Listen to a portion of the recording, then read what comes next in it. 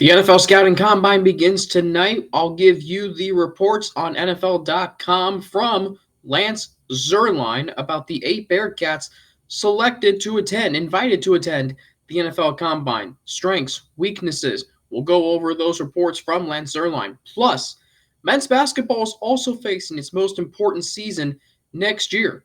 I'll tell you why. Coming up on Locked On Bearcats.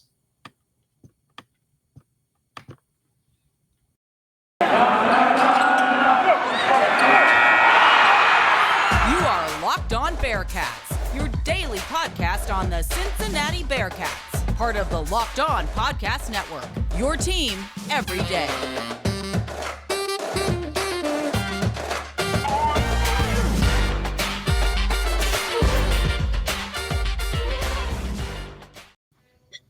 Well, we thank you again very much for making Locked On Bearcats your first listen every day on this Thursday, March 3rd, 2022. Yes, it is March 3rd.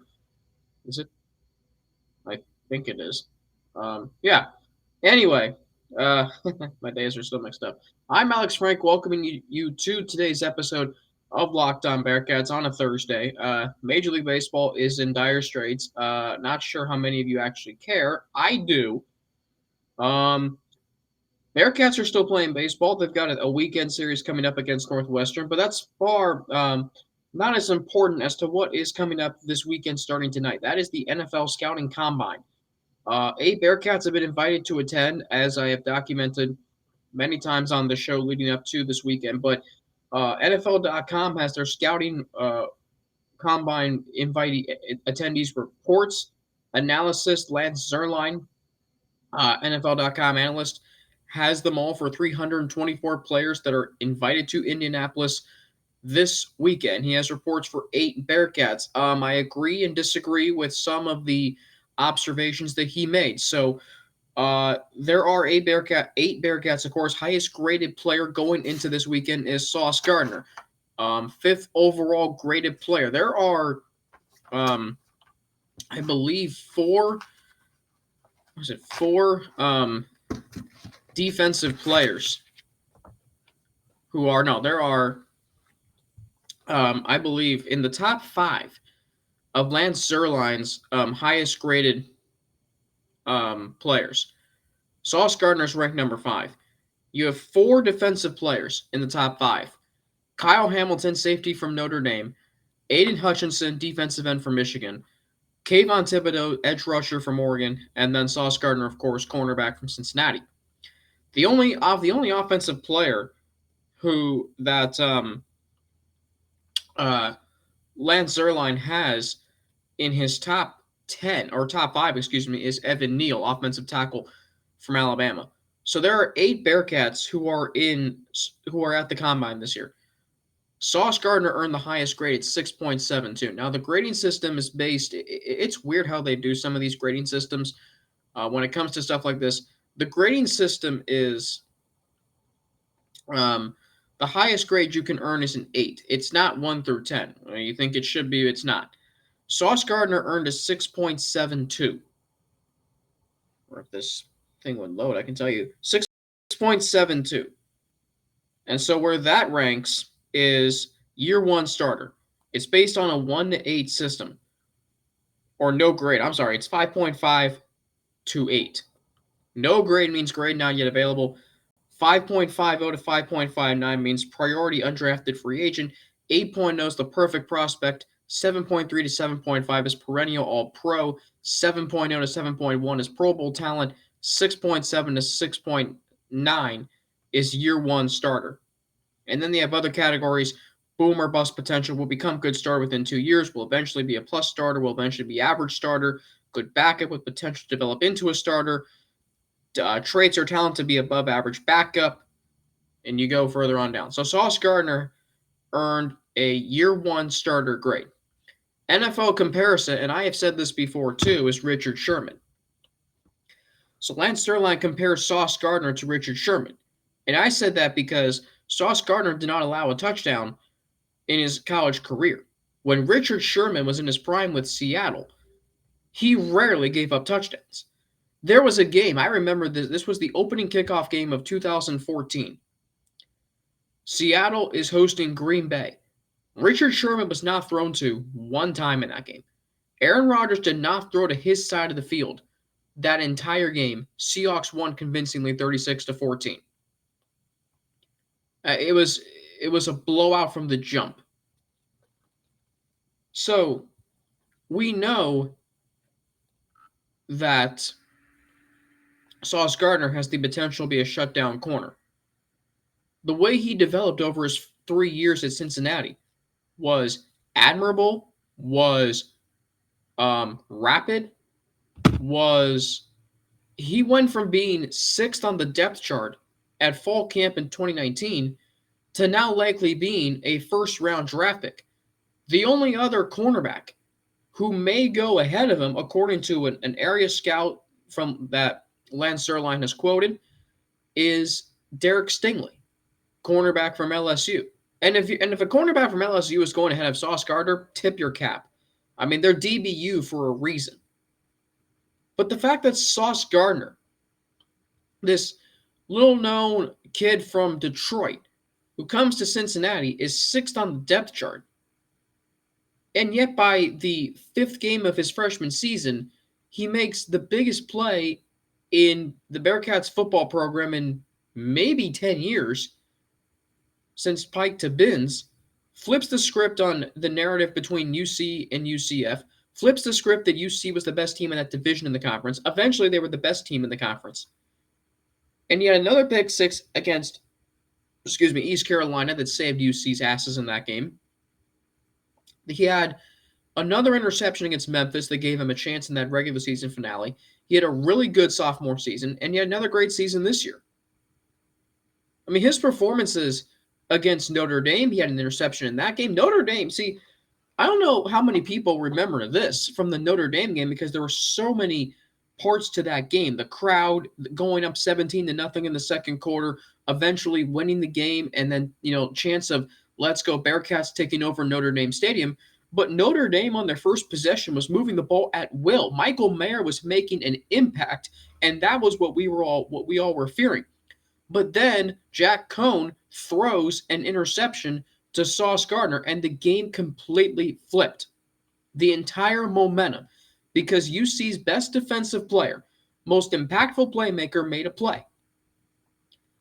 And that put the fear, and that kind of, made some unease for Notre Dame. The Cincinnati crowd that was there that day, which we all know was very vast and rabid, extensive, the crowd got into it. So Sauce Gardner, strengths that are meant, or the overall confidence level that will be labeled as cocky by some evaluators. That's fine. You don't give up a touchdown throughout your college career, you should be cocky. I mean, that's totally fine. And cornerback's a position, you see this on NFL films mic'd up. You see it in any other mic'd up snippet or reel. Cornerbacks are trash talking. I mean, they are trash talking. Wide receivers, they trash talk. That's a position because I don't know what it is about that position, just the nature of it, just the fact that, there's speed, there's athleticism. I mean, there's just a whole lot of trash talk. Fine. Urgent and aggravating in man-to-man. That was another thing that was labeled here. Where is that? Where is this? Urgent and aggravating in man-to-man, which could become a deterrent for NFL quarterbacks scanning to his side of the field if he can avoid a big spike in penalties as he adjusts to NFL officiating. Has the traits and demeanor to become a highly effective cornerback one within his first couple of seasons. There you go. In playing corner in the NFL, it's one of the most important positions. Because with all the great, I was just listening to the Peter King podcast, and he was talking with Daniel Jeremiah. All the great receivers that we saw in this year's draft class, Jamar Chase, Jalen Waddle, Devontae Smith, you need elite corners that can handle that speed. You can handle the athleticism. That can handle the size. You need corners in this league. Like you saw with the Bengals this year. They went out and signed 2 corners this offseason.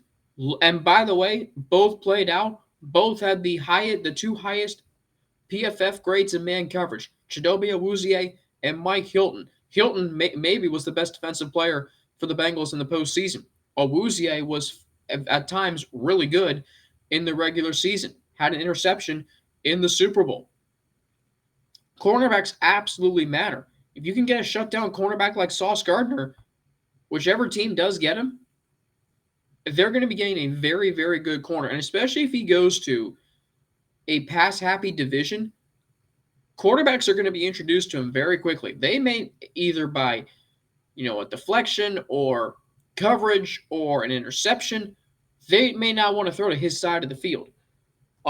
Strengths that Lance Zierlein cited: desired blend of confidence and competitiveness.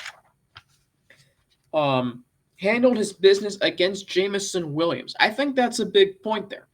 On the biggest stage for a group of 5 team against a receiver who Daniel Jeremiah said on Peter King's podcast, if Jameson Williams had not gotten injured in the national championship game, he may have been the first wide receiver taken. In a wide receiver class this year that maybe isn't as great as last year's, or maybe isn't as great as any other receiver class we've seen recently. Certainly last year's receiver class was very, very good, as we know. Jameson Williams could have been taking the first receiver. Sauce Gardner shut him down. I think it was 7 catches for 62 yards. You can say 7 catches. That's an average of less than 9 yards a catch for a receiver who lived off of explosive plays.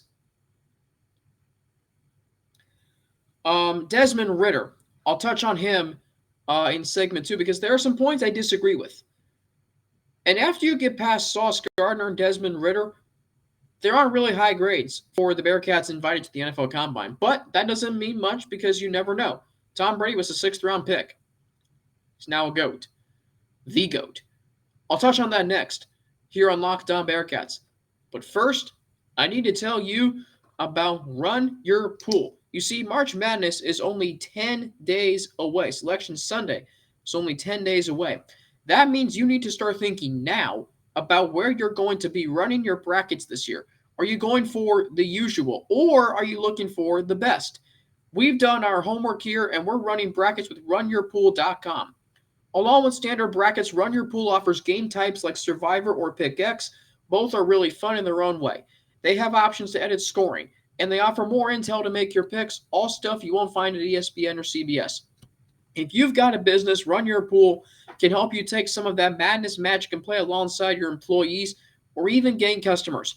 Plus, they offer full white glove customer support, custom branding, and one of the easiest 3-minute setups you'll ever find. Clearly, we believe in Run Your Pool because, like I said, we're running our brackets there ourselves. There's no truer test than that. If you want to play against us for a shot at the cash prize, join us at runyourpool.com/lockedon. And while you're there, create your own pool for your friends and family. Enter Pure Madness at checkout for $10 off your custom pool. All the rules and details will be available there. That's runyourpool.com/lockedon for your chance to win a cash prize. We look forward to seeing and beating you there. Thanks again for making Locked On Bearcats your first listen every day. Make sure to check out Locked On Bracket Breakdown March 14th right here on the Locked On podcast feed, Locked On Bearcats podcast feed and YouTube channel. College basketball experts Chris Gordy, Andy Patton, and betting expert Lee Sterling give you in-depth breakdowns on every matchup. Conference tournaments in the smaller conferences in full swing. They continue tonight. This is the absolute best time of the year. A lot of great games this weekend. Duke, North Carolina, Coach K's final game at Cameron Indoor Stadium. Boy, wouldn't it be awesome if North Carolina beat Duke in that setting? Woo! And I think this has the feel of a North Carolina upset at Cameron Indoor. You remember 2006 when North Carolina beat number 1 Duke and all the star-studded power that was on that team. North Carolina beat Duke at Cameron Indoor in 2012 when Duke was celebrating senior night with 4 outstanding seniors. That game was over basically from the first 5 minutes, 10 minutes of that game. 2019, they go into Duke. Zion Williamson, all the hype surrounding that game cheapest ticket was like $2,500, or maybe that might be the most. I think the cheapest ticket was $2,500.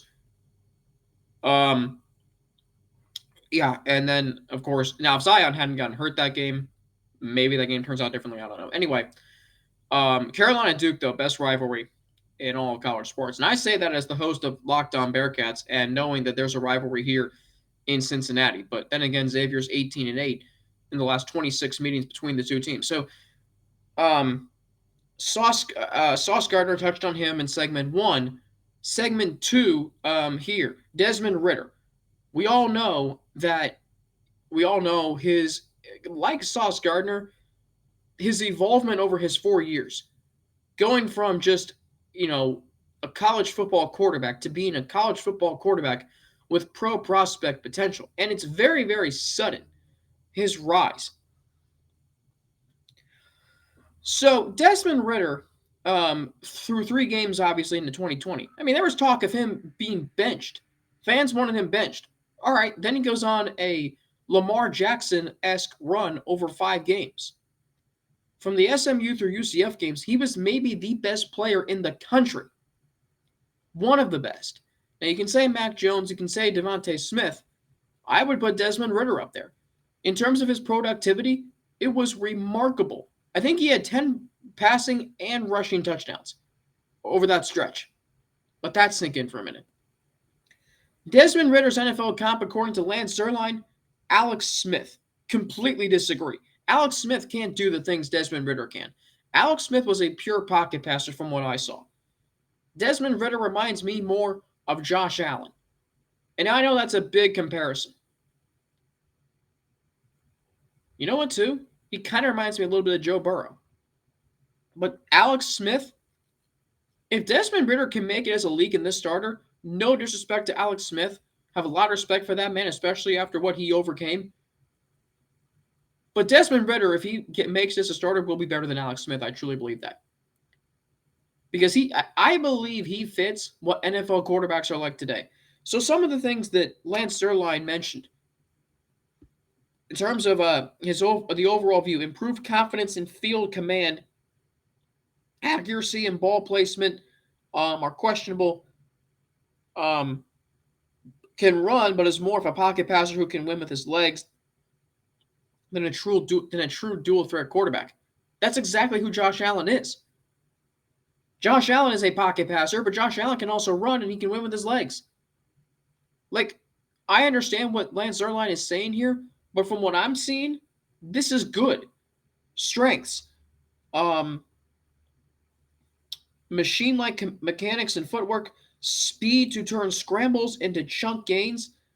Never have to worry about him working his way, working to get better. These are all really good things. But then the overall grade will eventually be a plus starter. Now that's good. He's saying, okay, he's going to be a plus starter. He's not just going to be a starting quarterback in the NFL like Tua. He's going to be a really good starting quarterback. I truly believe that. Now, if you want to question his accuracy, fine. You want to question his decision-making, fine. You want to question his arm talent, fine. I'm saying to you that Desmond Ritter, I believe, will get better. Desmond Ritter didn't have many opportunities like a Matt Corral or a Sam Howell or quarterbacks in this class. By the way, most quarterbacks in this draft class have come from Group of 5 schools, a.k.a. Liberty with Malik Wills, Carson Strong from Nevada, or even independent like Jack Cohn and Notre Dame. You have Matt Corral and from Ole Miss, Sam Howell from North Carolina. Other than that, it's Group of 5 quarterbacks. And that's why this quarterback class is not strong. I'm willing to bet you a quarterback does not go number 1 overall this year, which would be the first time that's happened since 2017. I am willing to bet you that's how this draft plays out. It would only be the second time since 2013 that a quarterback would not go number 1 overall. And that's just because this quarterback class is not great. It's good. I think there's a lot of talented quarterbacks in this league. I think Matt Corral, when he recovers from his injury, can be really good.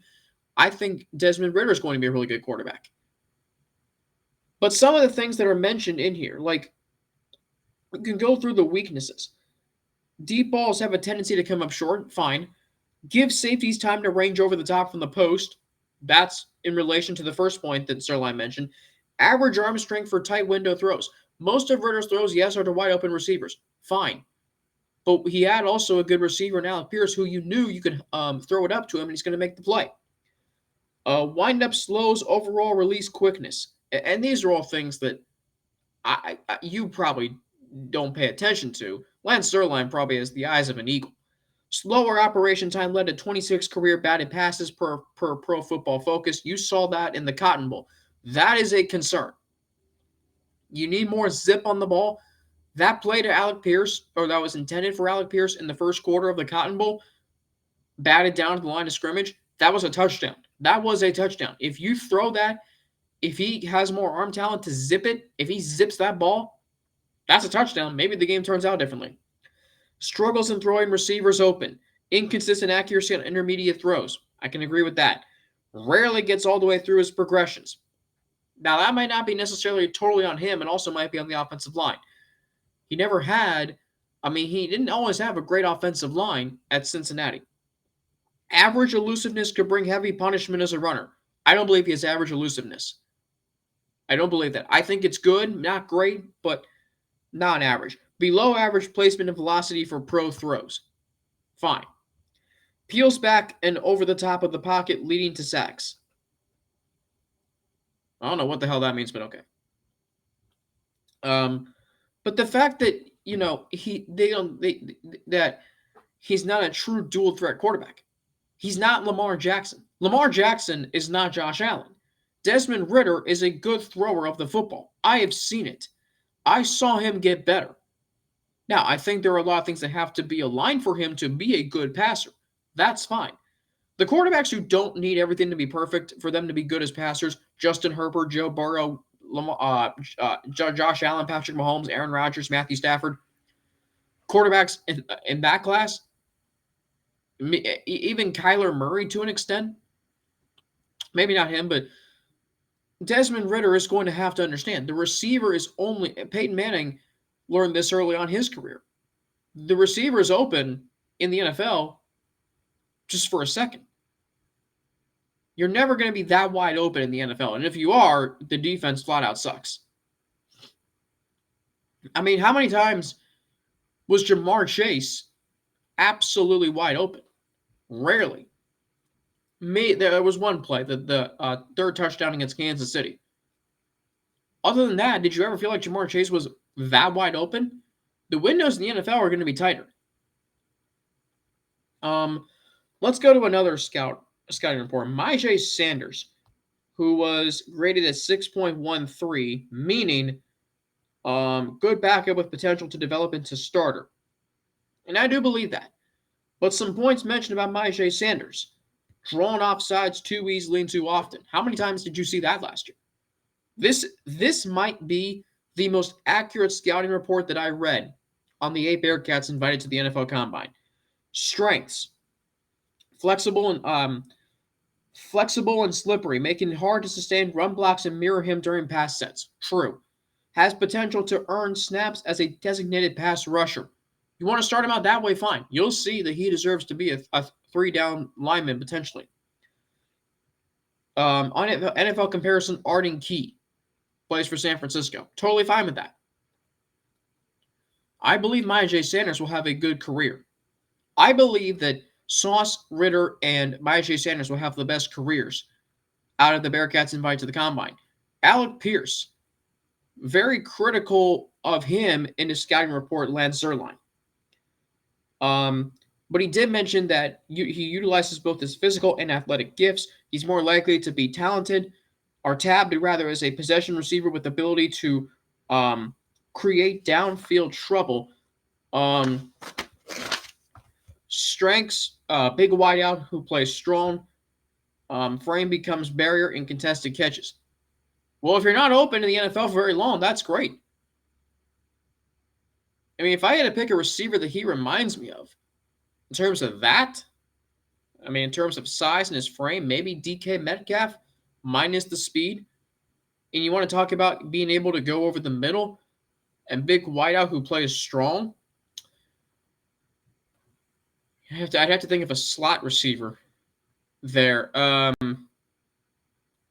What's a good one? I'll have to think about that. Anyway, so just some scouting reports. Very critical of Jerome Ford. Didn't really say that there's room for him to make an impact in this league. But then 1 point, better athlete than a running back. Well, no crap. If you're playing running back in the NFL today, like you're expected to be able to catch out of the backfield. Jerome Ford is an athlete. You've seen him run. You've seen him, athleticism to burst through holes. What are these scouts looking for in Jerome Ford? Linebackers will struggle to keep up with him. Yeah, they will. I mean, Marshall Faulk ushered in the era of running backs being able to need to catch the ball. That's running back in today's NFL. What other points need to be made? Average backup or special team or grade for Jerome Ford? I'm going to bet you that he can be a good third down back. Be like a Samaje Perine for the Bengals. I don't agree with Jerome Ford's grade at all. 8 Bearcats selected to or invited to the NFL Combine. Should be fun. Up next, the Bearcats did play Houston competitively, at least for a half, on Tuesday. They still lost. The season is just rapidly. It's just rapidly going downhill. But why next season is the most important season for Bearcats men's basketball? I will touch on that next here on Locked On Bearcats. And there's a game tonight too, by the way, at SMU. But first, I need to tell you about BetOnline AG because football might be over for this season, but basketball is in full steam for both pro and college hoops. From all the latest odds, totals, player performance props to where the next fired coach is going to land, betonline.net is the number one spot for all your sports betting needs. It remains, BetOnline, the best spot for all of your sports scores, podcasts, and news this season. And it's not just basketball because betonline.net is your source for hockey, boxing, and UFC odds, right to the Olympic coverage and information. Head to the website today or use your mobile device to learn more about the trends and action. BetOnline, where the game starts. And once again, thank you for making Locked On Bearcats your first listen every day. We are free and available wherever you get your podcasts. Alex Frank here with you on this Thursday, March 3rd of 2022. The Bearcats in action tonight against SMU, 7 o'clock tip on ESPNU. You can listen to the game locally on 700 WLW. The Bearcats currently 17-13 and 7-10 in AAC play. 4 straight losses. They're 4-6 on the road. They did finish 12-6 at home. If the conference tournament started today, which it does not, it starts a week from today. The Bearcats could be playing a week from today in the conference tournament. The Bearcats would be the 7 seed playing Tulsa. If they win that, they would play SMU in the quarterfinals. So you avoid Houston until the championship. And maybe if there's a miracle March Madness run within this team, you feel, okay, they can give Houston somewhat of a game. Last night they played Houston to an 18-point game, 71-53.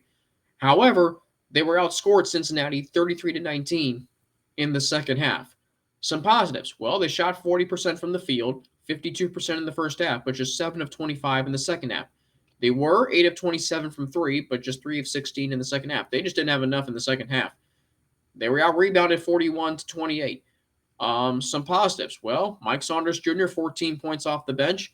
John Newman III, 11 points, 7 rebounds. 9 points from David DeJulius. Houston, Fabian White Jr., my lord, 28 points, 10 rebounds, 10 of 21 from the floor. 4 players in double figures for Houston. Josh Carlton, 15 points, 9 rebounds. Kyler Edwards, 12 points, 4 assists. And then Taz Moore, however you pronounce his name, I already forget, 12 points, 6 rebounds. Tazy Moore, 12 points, 6 rebounds. Houston shot 42.6% from the floor, 5 of 16 from 3. There were 16 lead changes. Much of that occurred in the first half. 5 times the score was tied. Houston had 12 points off turnovers, 18 second chance points. Bearcats had just 6 points off second chances. And there was also a technical foul. Not sure who that was on. I believe it was on Wes Miller. So, obviously, much better. They didn't get dominated. They held Houston to 71 points. Houston winning the regular season, though. Congratulations to them. Kelvin Sampson and that program, second regular season title in the last 4 years. I'm sorry, third in the last 4 years. They shared it in 2020, won it outright in 2019, and won it outright this year. But next year is an important season because if you're going to the Big 12, where there is going to be ridiculously competitive basketball, including Houston. Houston's right now fit for the Big 12. Like, I'm gonna come out and say it right now. Houston is fit for the Big 12. Like, it is going to be next year. You have to prove that you can compete with Houston, with UCF, that you can beat the teams you're supposed to beat, that you can recruit. Because for as much as football drives conference realignment, basketball, too, plays a role. Especially in a conference in the Big 12, which is a basketball conference. 9 in and 9 out, the games are going to be, ridiculously tough. You can't just have a bunch of individual players on the court. You have to be able to play together as a team. You have to, what Wes Miller has to do next year is, just find a bunch of really good pieces and then mold them together. The pieces of the puzzle have to fit together. And if they don't, then we're not going to feel really good about this program going to the Big 12. We're just not. For a program that has historically been really good over the last 30 years, we have to feel good about them when they go to the Big 12. You get one more season, tune-up season in the American Athletic Conference. And even if this conference may not prepare you for what you're going to face in the Big 12, you at least need to beat the teams you're supposed to beat, a.k.a. Temple, a.k.a. East Carolina, a.k.a. Tulsa, a.k.a. USF, and UCF. And play the teams that you're maybe not supposed to beat competitively. They did that against Memphis. They've done that somewhat against Houston. So there is some positive there. They just right now, they don't have an identity and they don't play together. I need to see a team that plays together. I need to see a team that has an identity. And maybe the first half of Tuesday night's game at Houston was the sign of something. There was post presence, shot making. And maybe that's what Wes Miller wants this team's identity to be. That would be great. But they need to establish that. They need to establish an identity next year. Like old Bearcats teams of the past. They need to be feared and respected amongst their opponents. That's what I need to see next year. And that's going to do it for me here on Locked On Bearcats today. The Bearcats are at SMU tonight, 7 o'clock tip on ESPNU. Final regular season game, conference tournament next weekend. NFL Scouting Combine starts tonight. Coverage on NFL Network. 8 Bearcats have been invited. We'll see how they test in terms of the physical and the mental aspects of the NFL Combine. Spring practice getting underway on Saturday. We'll have more on that tomorrow. More basketball tomorrow. Look ahead to baseball this weekend. Bearcats taking on Northwestern, first weekend home series. And thank you for making Locked On Bearcats your first listen every day. Now make your second listen Locked On NFL Draft. Ryan Tracy and former NFL cornerback Eric Crocker bring the NFL Draft to life every day with insight and analysis on college football prospects and NFL front offices. It's free and available wherever you get your podcasts. As always, you can follow me on Twitter at Frankie_Natty with 2 N's, NNATI. You can also follow me on Instagram, AlexFrank9_, and email me at alex3frank@gmail.com. Have a great rest of your Wednesday, and until I talk to you all, Thursday, and until I talk to you tomorrow on Friday, I'm Alex Frank for Locked On Bearcats. Have a great rest of your day.